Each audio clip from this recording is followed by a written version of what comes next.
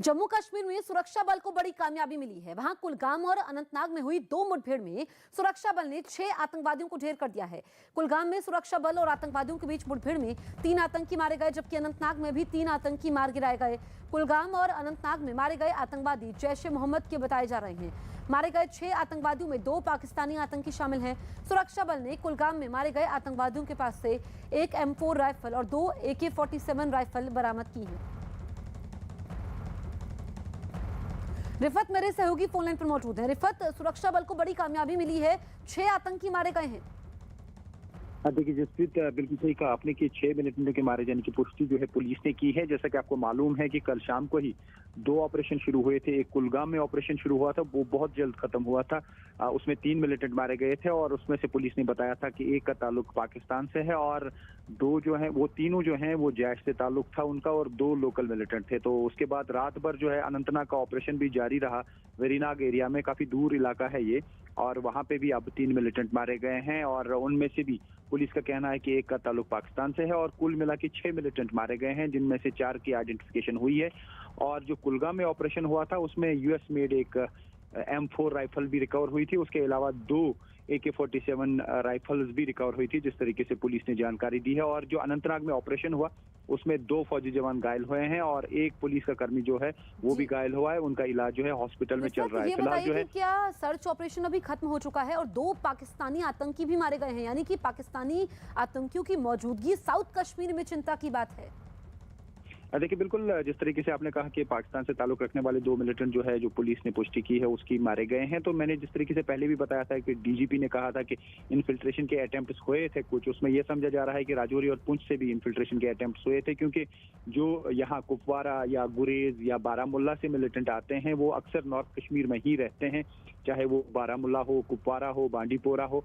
लेकिन जो साउथ कश्मीर में मिलिटेंट्स हैं, चाहे वो पुलवामा हो, शोपियां हो या फिर कुलगाम हो या अनंतनाग हो, समझा जा रहा है कि वहाँ जो मिलिटेंट आते हैं, क्योंकि वो LOC के करीब वाला इलाका तो है नहीं, इसलिए जो करीब का इलाका है उस एरिया में वो राजौरी और पुंछ है, वो समझा जा रहा है कि मुगल रोड के जरिए शोपियां पहुंचते हैं और उसके बाद साउथ कश्मीर के डिस्ट्रिक्ट्स में पहुंचते हैं। तो जिस तरीके से पुलिस ने कहा कि 2 का ताल्लुक पाकिस्तान से है, फॉरेन मिलिटेंट्स हैं, तो उसका मतलब है कि इन्फिल्ट्रेशन के अटेम्प्ट्स जो हुए हैं उसी की वजह से साउथ कश्मीर में मिलिटेंट पहुंचे हैं। लेकिन जिस तरीके से आपने कहा कि ऑपरेशन जो है कुलगाम का उसी टाइम खत्म हुआ था, लेकिन अब लास्ट स्टेज पे है, जो अनंतनाग का ऑपरेशन है ऑलमोस्ट खत्म हो चुका है, क्योंकि लास्ट पे सर्च और की जाती है। ठीक है, आगे भी आपसे अपडेट लेंगे। तो 6 आतंकी मारे गए हैं। दरअसल सुरक्षा बल ने दक्षिण कश्मीर में 2 अलग-अलग जगहों पर आतंकवादियों के खिलाफ ऑपरेशन शुरू किया। अनंतनाग में आतंकवादियों के साथ हुई मुठभेड़ में जम्मू कश्मीर पुलिस के 2 जवान और एक सेना का जवान घायल हो गया, लेकिन सुरक्षा बल वहां 3 आतंकवादियों को मार गिराने में कामयाब रहे। दूसरी तरफ कुलगाम में भी 3 आतंकवादियों को ढेर किया गया। तो 2 तस्वीरें आपके सामने हैं। देखिए, ये दोनों ऑपरेशन कल ही शुरू हुए थे और कुलगाम का ऑपरेशन जल्द खत्म हो गया। 3 आतंकी यहां पर मारे गए। अनंतनाग की बात की जाए तो यहां पर भी अभी सर्च ऑपरेशन चल रहा है, जो कुछ देर में खत्म हो जाएगा। यहां पर भी कामयाबी मिली है, 3 आतंकी मारे गए हैं। यूपी के कानपुर में हुई पीएम की रैली में उपद्रव की साजिश का पर्दाफाश हुआ। इस मामले में कुछ लोगों की गिरफ्तारी भी हुई। एक दिन पहले जब प्रधानमंत्री कानपुर में थे तो कुछ लोगों ने उनका विरोध करने के लिए जमकर बवाल किया था, जिसका वीडियो भी सामने आया, जिसमें लाल टोपी लगाए कुछ लोग एक गाड़ी पर पत्थर बरसाते नजर आए। आरोप लगा कि ये लोग समाजवादी पार्टी के कार्यकर्ता हैं। वीडियो में दिखा कि विरोध करने वालों ने अचानक सड़क किनारे खड़ी एक सफेद रंग की गाड़ी के शीशे तोड़ने शुरू कर दिए।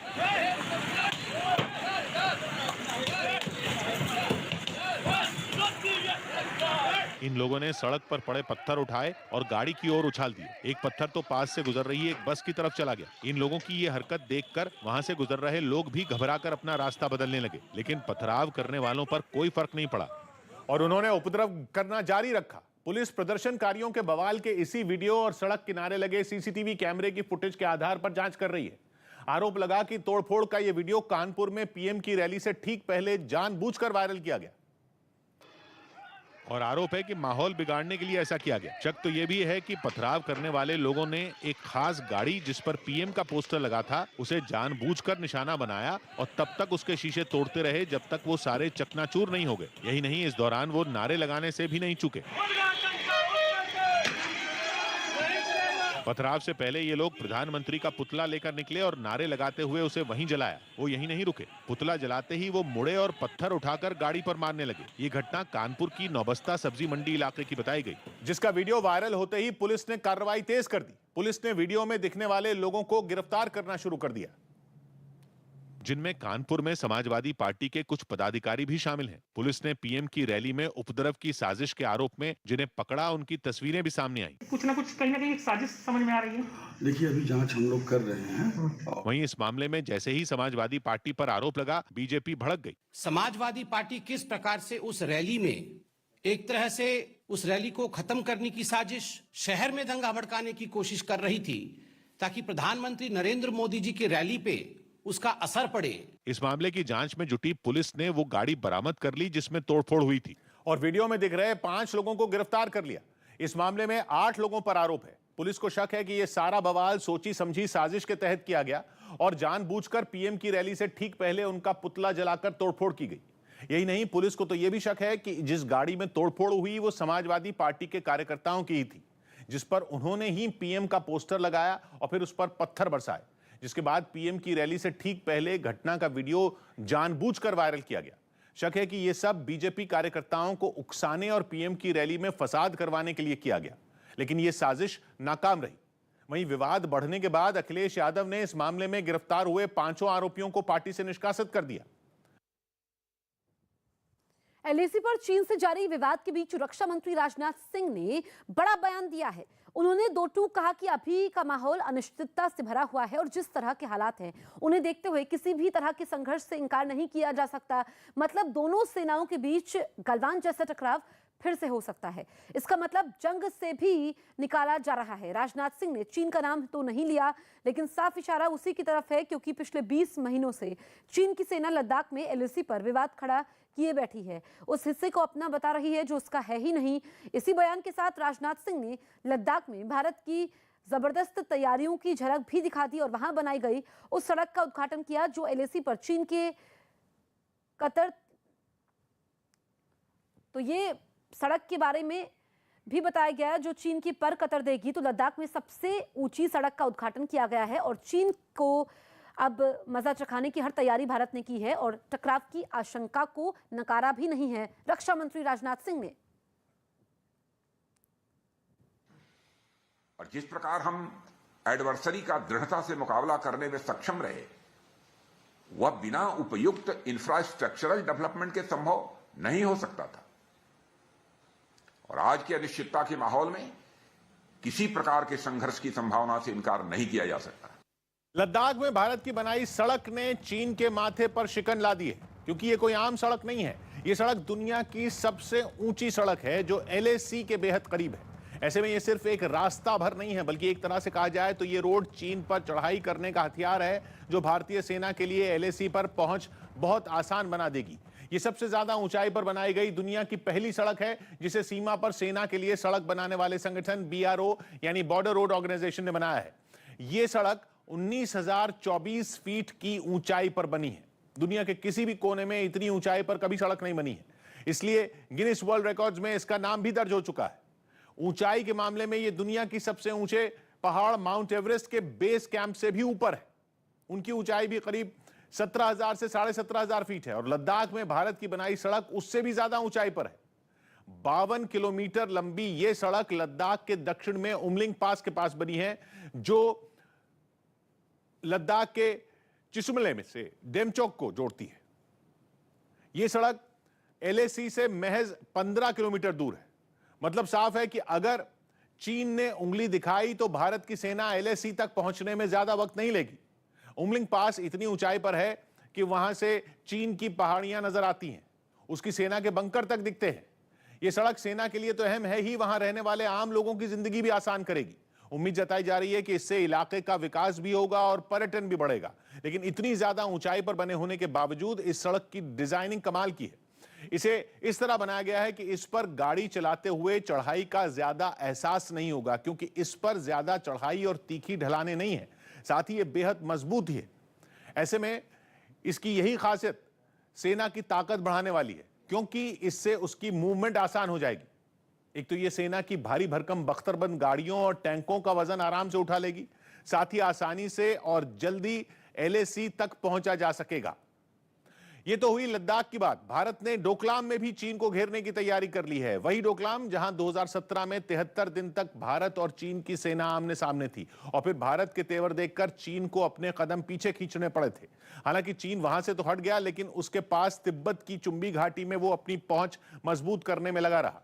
उसने वहां सड़कों का जाल और रेल नेटवर्क तक फैला दिया। ऐसे में अब भारतीय सेना ने भी डोकलाम तक अपने टैंक पहुंचाने का बंदोबस्त कर लिया है। BRO ने पूर्वी सिक्किम में फ्लैग हिल डोकला रोड पर एक दमदार ब्रिज बनाया है। भारत का पहला स्वदेशी double lane modular class 70 steel bridge. Class 70 मतलब कि ये ब्रिज 70 टन तक का वजन आराम से उठा सकता है और भारतीय सेना के टैंकों का वजन ज्यादा से ज्यादा 50 से 55 टन तक होता है। ऐसे में इस ब्रिज के बनने से सेना के टैंक बेहद कम वक्त में डोकलाम तक पहुंच सकेंगे। जॉर्डन की राजधानी अम्मान से चौंकाने वाली तस्वीर सामने आई। वहां की संसद में मंत्रियों की ताकत बढ़ाने के लिए जारी चर्चा के दौरान सांसद आपस में उलझ गए। दरअसल वहां मंत्रियों के अधिकारों को बढ़ाने के लिए कानून में संशोधन की मांग की जा रही थी। तभी कुछ सांसदों के बीच कहासुनी हो गई। दोनों तरफ से पहले धक्का मुक्की हुई और फिर लात घूंसे चलने लगे। एक सांसद ने तो गुस्से में आकर दूसरे का मुंह नोच लिया, जिसके बाद उसके साथी भी इस लड़ाई में कूद पड़े, जिन्हें शांत कराने के लिए स्पीकर को दखल देना पड़ा। इससे पहले कि वो लोग शांत हो पाते, एक सांसद सीधा स्पीकर की कुर्सी की तरफ बढ़ता दिखाई दिया। वो गुस्से से तमतमाया नजर आया, जिसे रोकने के लिए कई लोग एक साथ दौड़े। वहीं दूसरी तरफ झुंड में लोग आपस में बहस करते नजर आए, जिनमें कुछ महिला सांसद भी शामिल थीं। पीएम मोदी आज हल्द्वानी में रैली को संबोधित करेंगे। तो उत्तराखंड के एक दिन के दौरे पर है पीएम मोदी। हल्द्वानी में हजारों करोड़ की परियोजनाओं का लोकार्पण और शिलान्यास करेंगे। पीएम मोदी 17,500 करोड़ की 23 परियोजनाओं का उद्घाटन और शिलान्यास करेंगे। वहां पीएम मोदी एक रैली को संबोधित करेंगे। पीएम की रैली से एक दिन पहले ही उत्तराखंड के मुख्यमंत्री पुष्कर सिंह धामी ने हल्द्वानी में आयोजन स्थल पर जनसभा की तैयारियों का जायजा भी लिया। उन्होंने मौके पर जाकर अधिकारियों से रैली की तैयारियों की जानकारी ली और उन्हें निर्देश भी दिए। पीएम मोदी ने ट्विटर पर अपने उत्तराखंड के दौरे के बारे में बताया और लिखा कि देवभूमि उत्तराखंड उन्नति की नई ऊंचाई छूने की ओर अग्रसर होगा। हल्द्वानी में मुझे 17,500 करोड़ रुपए से अधिक की 23 परियोजनाओं के शिलान्यास और उद्घाटन का अवसर प्राप्त हुआ। इनमें स्वास्थ्य, सड़क और सिंचाई से जुड़े इंफ्रास्ट्रक्चर प्रोजेक्ट शामिल हैं। एम्स की सैटेलाइट सेंटर का भी कल शिलान्यास होने वाला है। लखवाड़ योजना जो हमारी 57 करोड़ की योजना है, उस योजना का भी शिलान्यास होने वाला है। बहुत सारी सड़कें हैं, मेडिकल कॉलेज है हमारा पिथौरागढ़ का, उसका भी शिलान्यास होने वाला है। पीएम साहब ठीक 1 बजे यहाँ पर पहुँच जाएंगे। माहौल जो है आप देख ही रहे होंगे कि यहाँ पर लोगों में उनके आने को लेकर बहुत उत्सुकता है, बहुत जोश है। और चूँकि मैं तो आज यहाँ भी गया हूँ, बहुत जगह पर मैं आज गया हूँ, जगह जगह लोगों में बहुत ज़्यादा उनके आने को लेकर एक नया प्रकार का उत्साह है। दिल्ली में लोगों को मेट्रो के लिए लंबा इंतजार करना पड़ा और मेट्रो स्टेशनों पर लोगों की भीड़ जमा हो गई। कोरोना के बढ़ते मामलों की वजह से एक दिन पहले दिल्ली में येलो अलर्ट लगा दिया गया था और मेट्रो में 50% लोगों को ही यात्रा करने की इजाजत दी गई थी, जिसकी वजह से मेट्रो स्टेशन के बाहर भगदड़ जैसे हालात बन गए। भीड़ की वजह से मेट्रो स्टेशन में एंट्री वाली जगहों पर शटर गिरा दिए गए और थोड़ी देर पर उन्हें खोला गया। जैसे ही शटर खुले, लोग जल्दबाजी में सब भूलकर अंदर घुसने लगे।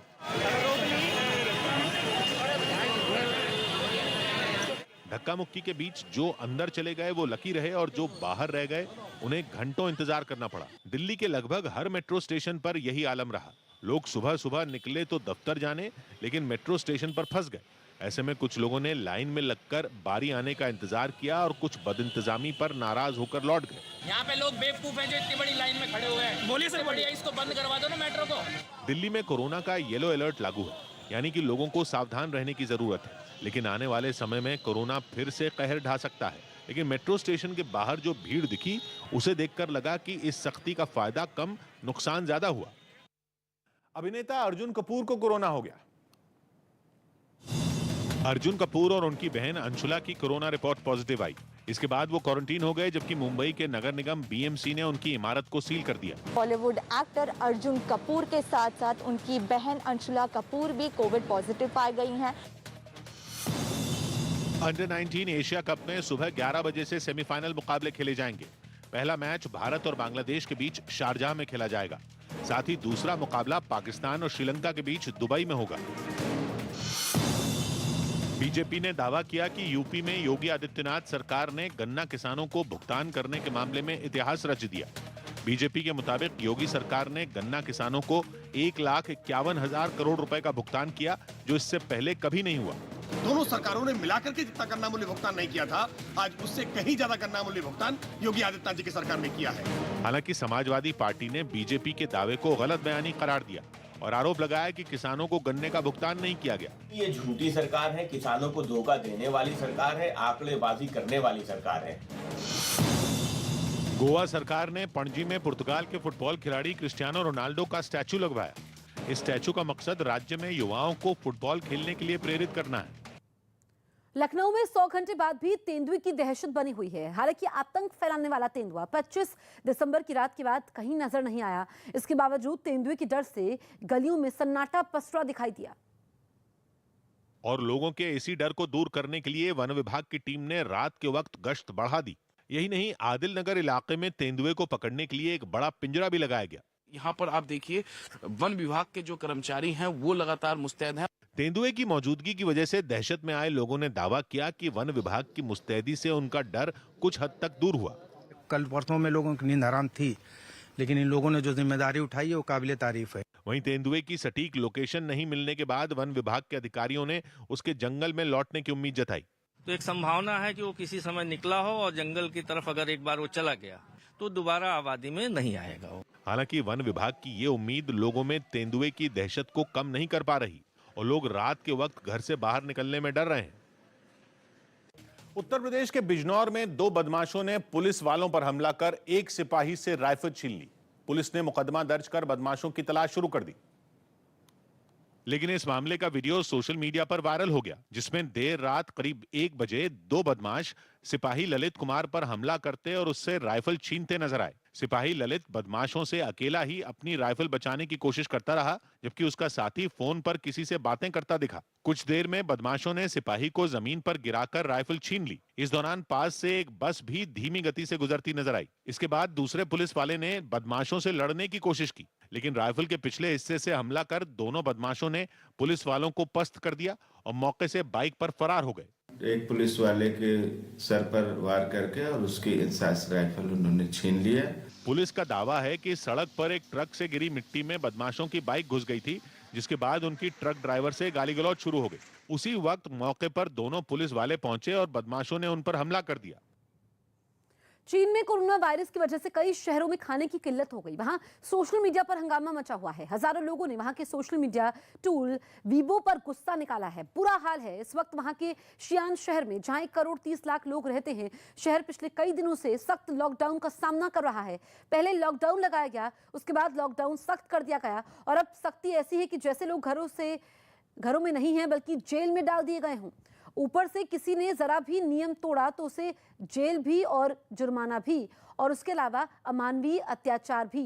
गले में तख्तियां डालकर लोगों से सड़कों पर मार्च करवाया जा रहा है, जिसके वीडियो इंटरनेट पर आ चुके हैं।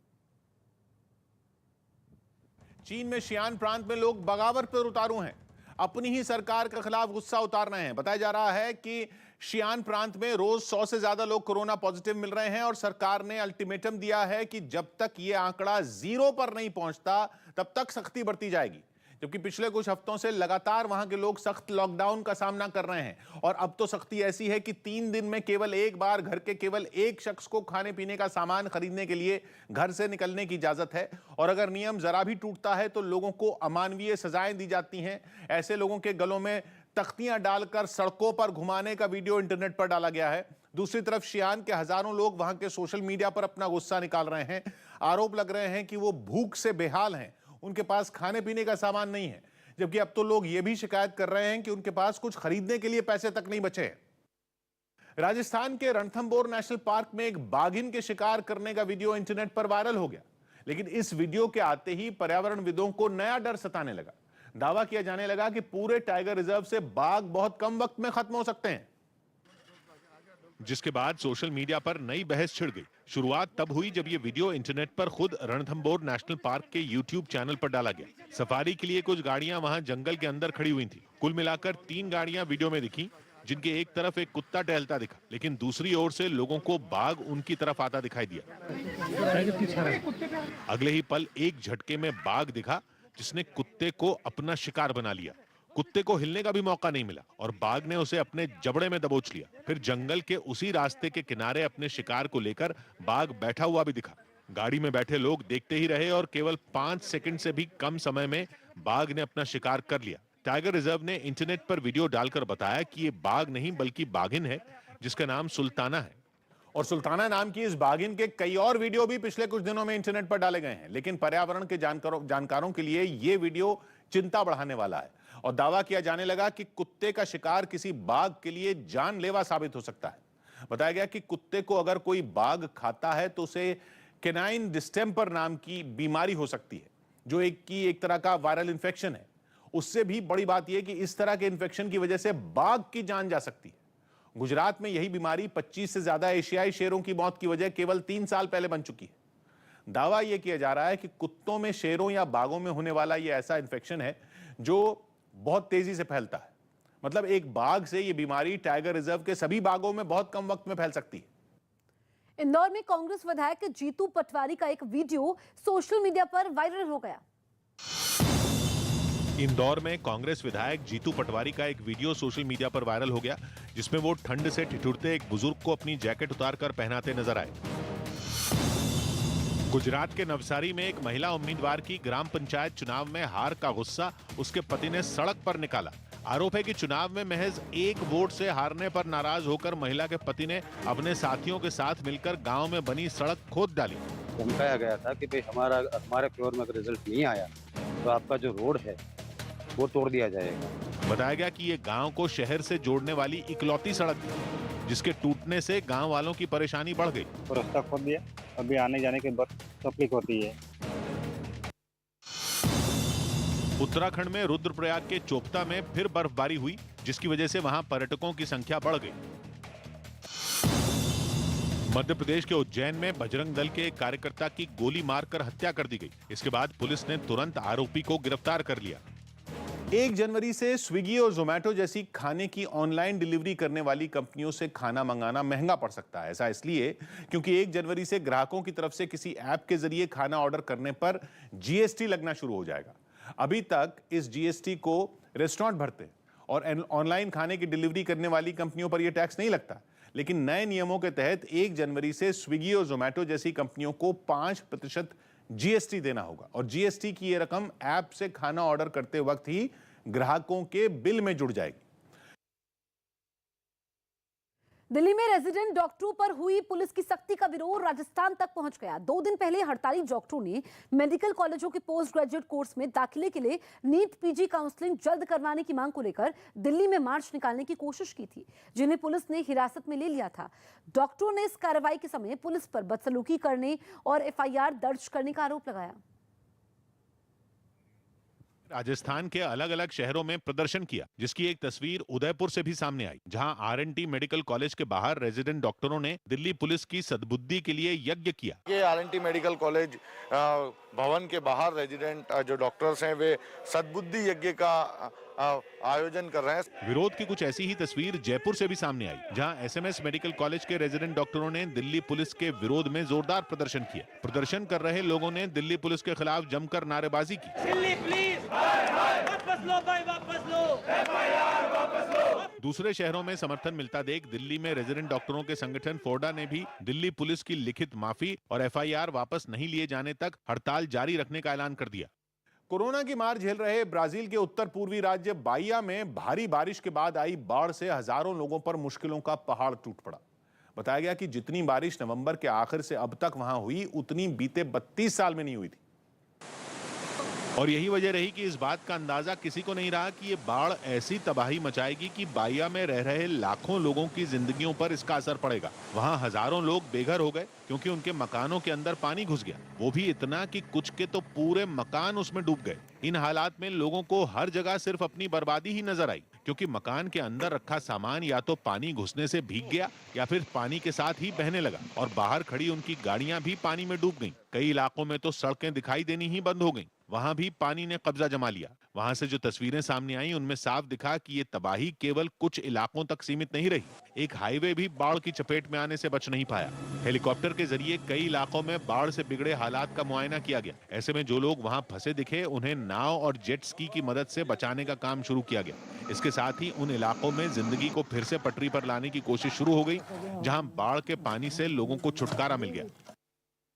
प्रधानमंत्री का अगले महीने होने वाला यूएई का दौरा टल गया।